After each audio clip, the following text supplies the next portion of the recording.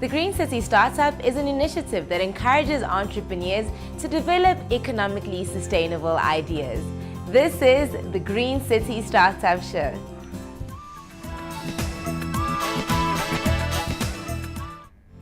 In this week's show, we visit the project that's redecorating Marlborough Drive near Sandton. We get some lessons in talking with tutors. In this week's profile, we look at Chilufya Lombe and we sit down with Clifford Rosen of the Let It Grow Foundation on the big interview. Sanibonani Makaya and welcome to the Green City Startup Show. My name is Nozi Pompanza and for the next half hour, I'll be taking you through the City of Joburg's green economy.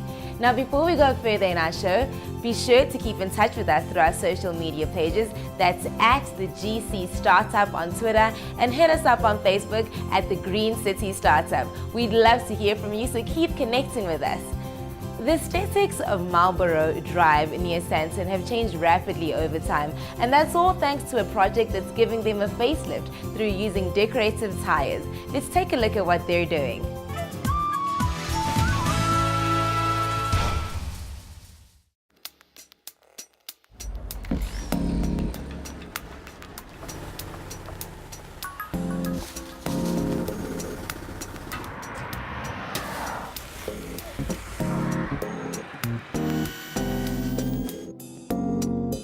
This is Marlborough Road. It's a huge road that leads you to all intersections, to Pretoria, to airport, to everywhere. So we're trying to brighten up this road as much as we can with more bright colors as we can, as we are the Rainbow Nation, and put something that will put vibrance on the road. The Arts and Culture Department put funds for street furniture that we're installing here. With all these tires that we're trying to do, they basically symbolize, most of them, public holidays, what we celebrate as a nation, cultures, tradition. This is what the tires sculptures are made to celebrate, as they are public installations. They funded me to make like 15 medium tires, but then my thought was, if I make medium tires, it's not gonna be cool for a big road like Marlborough, you know. So I decided I'm gonna make above what they ordered, just to keep the reputation of the installation. As cooperative now, as a growing organization, that we're willing to even include a lot of employment with local communities and get them to do more with the street furniture and get it to employ a lot of people, get to use and recycle and reuse tires and in a better manner. We're trying to grow this product to be something else that can expand and spread this across the city. We're willing to spread this even across the province, across other provinces, and spread it to different countries, and maybe find a way to better recycle it and store the culture of having this skill distributed to people, so that ultimately people can make these themselves. Let it not only happen for us, the underprivileged communities, let it happen to all the talented communities, so that talent won't be preserved or be seen from whether you are rich or poor. It should be seen on a level of skill practice. I would like to send thanks to people that have made this possible for me.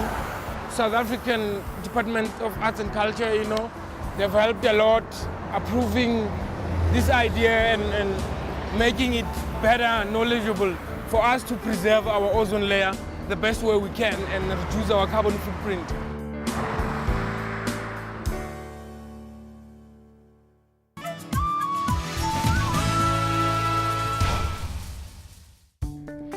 It's true indeed how one man's trash is another man's treasure. It's lovely to see how everything and anything can be useful. You can log on to our website, TheGreenCityStartup.co.za, for more such videos and helpful hints on how to get your green startup running. Next, we have our in-house Mr. Fixit, Brandon, with this week's hints and tips.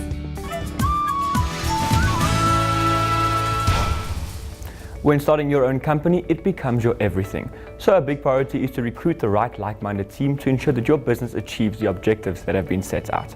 I found these tips by Highland Capital Partners for entrepreneurs looking to build great teams. Let's check it out. Firstly, prioritize recruiting. As a leader of your business, building the right team is essential. If you're great at it, it's likely you will succeed. If you're not, you're likely to fail. Secondly, keep looking for talent. There should be times where an entire day is dedicated to recruiting. Give yourself objectives like sourcing 3 worthy candidates a week. Also, treat every conversation as an opportunity to source candidates. For example, customers can lead you to great salespeople, and accountants can lead you to potential CFOs. Thirdly, use recruiters. And only work with recruiters who have been referred to you by your network. Be clear about the standard of talent you want for your company. Finally, remember it is okay to accept advice from successful entrepreneurs. People will want to assist you, so be appreciative of it. Act on it and thank them. One day, you can be the successful entrepreneur who lends a helping hand. So to sum it up, prioritize recruiting, always look for talent, leverage recruiters where appropriate, and accept advice. That's all for hints and tips. Remember, you can find more on our social media pages. On Facebook, it's The Green City Startup, and on Twitter, @TheGC Startup. We're looking forward to engaging with you. Until next time, keep focused.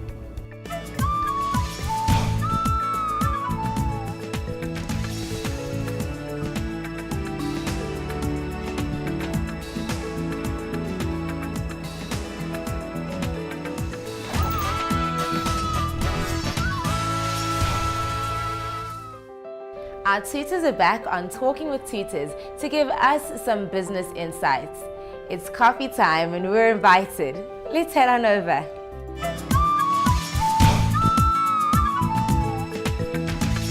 Hi and welcome to Talking with Tutors. Today we're joined in studio by tutor Angela Howe and we're speaking about sales techniques. Hi Angela and welcome to the studio. Thank you, Nazifo. So Angela, we're talking about sales techniques today. Tell me, what are the qualities of a good salesperson? I think the first qualities of a good salesperson is to forget everything that they know about sales, first of all. I think some people are naturally great salespeople, but there are certain techniques that you can learn to become a good salesperson. Okay, and let's then go into sales pitches.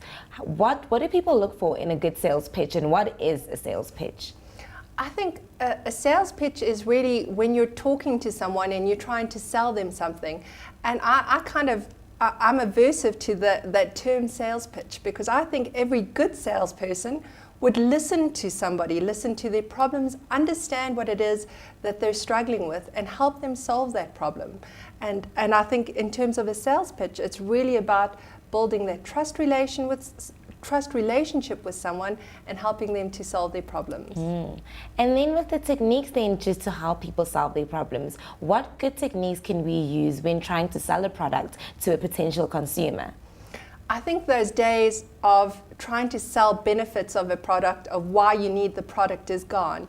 I think the days of building heroes in our customers is where we're going, and building a hero then empowers the customer to take and make that choice and to look good in their community, in their workplace, in their homes. And I think that's where we're moving the differentiation from selling to somebody empowering somebody with your solution or product. Okay, so I'm hearing it's all about empowering the consumer, or rather the potential customer, to get their product. Now, what's that last step? How do you seal that sales deal? I think every good salesperson never walks away without a sell. Okay. I think if you had to walk away from somebody and not have made that transaction, I think you've almost lost a sale there. So that commitment from your customer, once they've bought into the product, is really to close the deal, make the transaction. Angela, I'm just getting that, being a good salesperson takes a bit of superpowers. It's a little bit of a heroic process. So thank you so much for giving us insights on that. And I really hope our listeners got quite a bit from our lesson today. That was Angela Howe. I'm talking sales with us on Talking with Tutors. Thank you for joining us. And until next time, goodbye.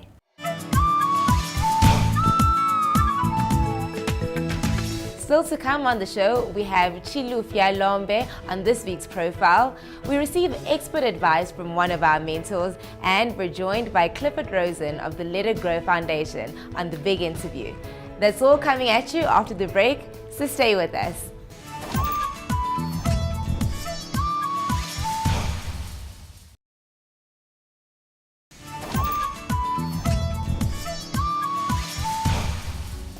Well, hey now, welcome back to the Green City Startup Show. Remember to keep in touch with us through our social media pages. That is at the GC Startup on Twitter and the Green City Startup on Facebook. Time now for us to get schooled with some expert advice from one of our mentors.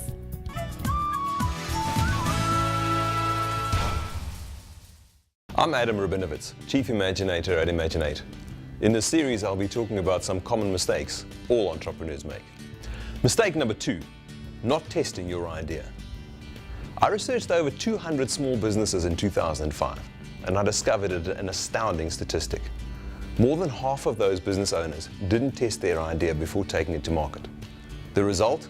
Lots of wasted time and money producing something nobody wanted to use. Now, just because your idea has never been built before doesn't mean that you can't test it first. When I say you need to test the idea, what I mean is you need to understand where each and every assumption is in your thinking about the way the customers will react to your product before you go ahead and invest all that time and money building the product the way you think people want to use it. Assumptions are everywhere in our thinking. In a nutshell, an assumption is any fact that you're relying on that isn't a proven fact. When I say you need to test your idea, I mean you need to understand all the assumptions that you're making and test those. If you want to open up a food stall at a market, for example, you're already making dozens of assumptions. Will people want to buy the kind of food you're planning on making? How many people will be at the market on that day? How much food should you prepare? Is your price right? Will people be happy to pay the price you're asking? If you'd been running a food stall at that market for the last 6 months, you'd know all the answers to these questions. But if you're going in for the first time, you need to unpack each and every one of those assumptions and test each one.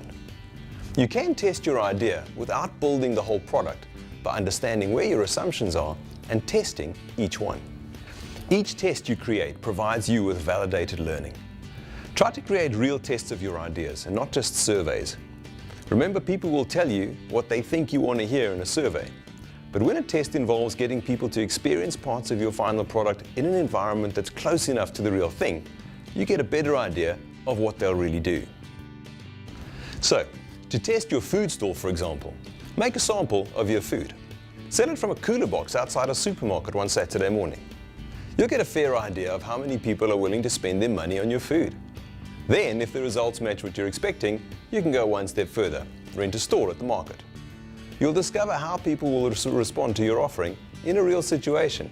You might find that you need to adjust your idea. You might find nobody wants to buy your product and you have to rethink it entirely. At least you'll have learned that lesson before you spend lots of money and a frustrating day at the market. You can download a list of the common mistakes entrepreneurs make from our website. And you can visit my blog for useful articles just for entrepreneurs. Stay tuned for more common mistakes entrepreneurs make, and be sure you're smarter than that. Till next time, take care.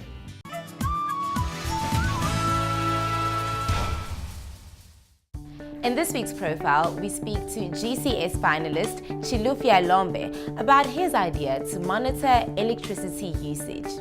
Let's find out some more.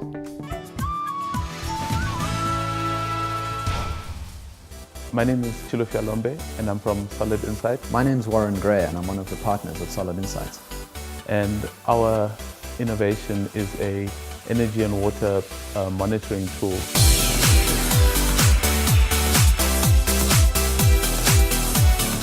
We actually came up with the idea on a project that we had where our client said to us, we put all these meters in, what are we going to do with them? So we started to research what options there were for them locally and internationally. And we found that all the options that were available were actually quite expensive. So we decided to build our own prototype, which turned into a separate business called Solid Insights. So this is the energy meter which gets connected into your distribution board in the building, connected to the wires, actually measures the energy information. And from there we connect those up to this. And this magic box here is what we call a gateway. So we can connect up to 64 of those meters to a box like this. And this communications gateway makes sure that that information is consistent, reliable, and reliably uploaded to the cloud. So the way that you'd set up a typical site, for example, an industrial application, is you would connect a meter like this to whatever energy end use you'd like to monitor, or in the case of monitoring water consumption, you connect a water meter. So for example, you might have multiple energy uses within a factory. One of them might be the lighting, one of them might be a machine, for example, a milling machine, and something else might be the heating system. So you'd connect one of these onto every system that you'd like to monitor, And from there, you would actually give it a name in correspondence with what you're monitoring, so that on our software, you can easily see exactly what you're looking at when you start to draw up the visualizations. The software was designed in-house, so we've got a development team, which is pretty much where all the funding money goes. And the developers have been working on it for probably a year and a half now, trying to get it up to speed. So what I'm showing you here is how easy it is for us to set up any graph based on metering information that we're getting. And what we're seeing here initially is the plug load through one day. What's interesting is you can see this is at 9 a.m. in the morning, it runs through until nighttime, and this number actually never goes to zero. So these are hourly values throughout the day. It's a profile of the energy being used by their plugs, and that means anything that you've plugged in, so a computer, a refrigerator, etc., printer perhaps. This is what we call a vampire load. So if you were to come onto this project, you could instantly look at perhaps instituting plug load control at night to cut off the energy use. There's no reason for this plug load to be above zero at nighttime because no one's using any appliances or devices at night. What's also useful is we can compare different energy uses, so you can get an idea of the quantum between the energy uses in the building. Here we have lighting, which I'm going to add to the graph, and you can see that they do step it down slightly at about 6 p.m. But it also stays on at night, and there might be reasons for that, and they might want that. But with this, we can actually see the energy that's being used. Then I'm going to add air conditioning. And this one's quite interesting because you can see there's quite a big peak demand. So at about 3 p.m. on this particular day, it probably got quite hot, and the air conditioning ramped up quite seriously up to 4 or 5 kilowatts, which is quite significant for an office of this size.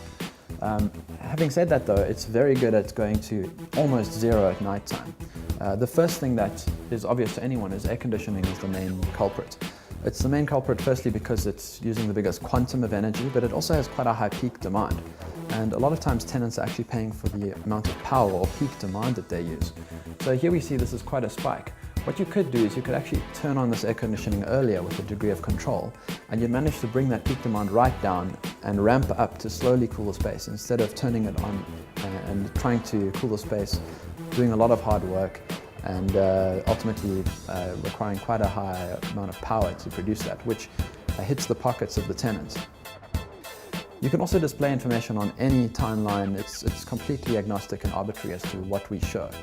So for example, this is hourly data, but we can also have a look at daily information. So you can see if your energy use is varying by month or by day. We can show any time period you like. On the consulting side, we did a lot of work in energy modeling in terms of predicting how a building is going to operate. So now that we're getting into this hardware and software side, we're leaving all the virtual stuff behind and we're actually looking at the real world operation. So it actually flows quite nicely from our main company, where we start off by predicting how the building is going to operate, and now with Solid Insight we can actually monitor how it's operating in real life and then make the necessary adjustments there. There's a huge amount of job opportunities across the board here. So the first thing is that having the software enables small businesses, small metering resellers, which make up a huge part of the market in South Africa, to have world-class, cutting-edge software that is very professional and looks great to their clients. The community will definitely benefit from this idea. Other than the creation of jobs to manufacture the components and the training for installers, they will also be able to take on and make use of the software themselves and find their own clients. So Solid Insight has got five partners. There's myself, Warren and Malus, who are also the 3 partners in Solid Green. And then there's Tyron, who's based in Cape Town, and he's head of our software development, and Steve, who is in our finance department. So our long-term plan is to have the bulk of commercial properties on our platform and having access to a large amount of data that we're able to leverage for infrastructure type projects and infrastructure level analysis of energy and water use in the country. So our mission is very much to bring energy and water data to the end user in a way that is familiar to them as they would experience with something like internet banking or their cell phone online bill. So we want to give them that data so that they can make more informed decisions about what they need to do to reduce their consumption.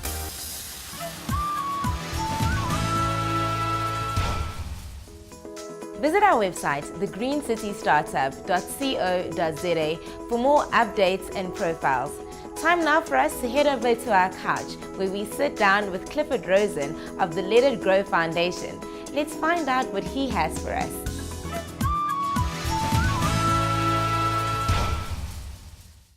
Joining me is Cliff Rosen, one of the co-founders of the Let It Grow Foundation. Welcome, Cliff. Hi, thank you. Cliff, can you please give us a brief overview of what you do? Sure.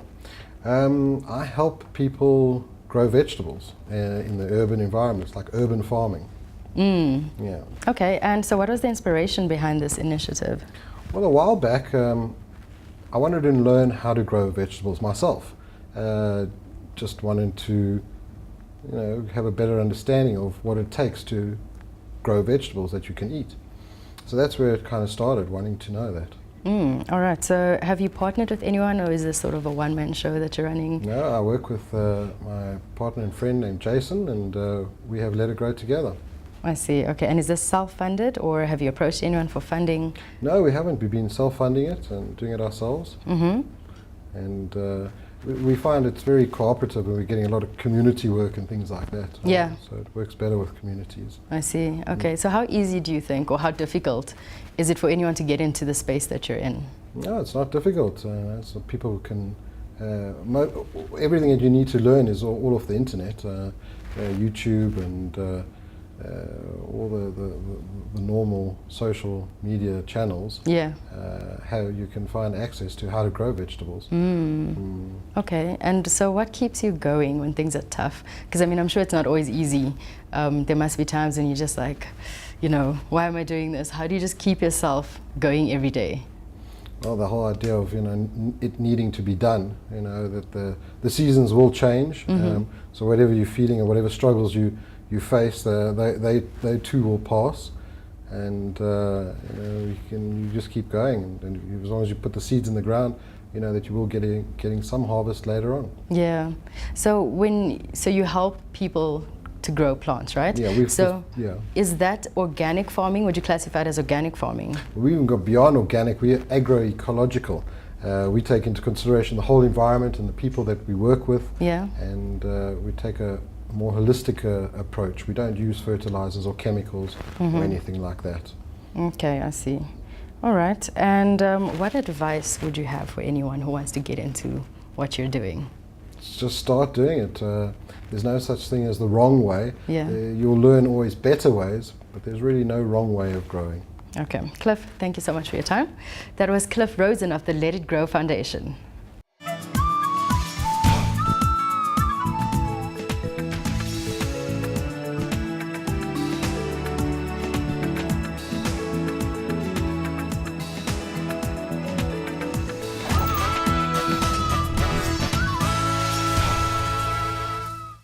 Well, that's it from us this week. Remember to catch us next week for all the goodness you can expect from the GCS show, including hints and tips, profiles, and of course our big interview. Remember to stay in touch with us through our social media pages, that is at the GC Startup on Twitter and Facebook, The Green City Startup. From me and the team here at the Green City Startup Show, thank you for watching.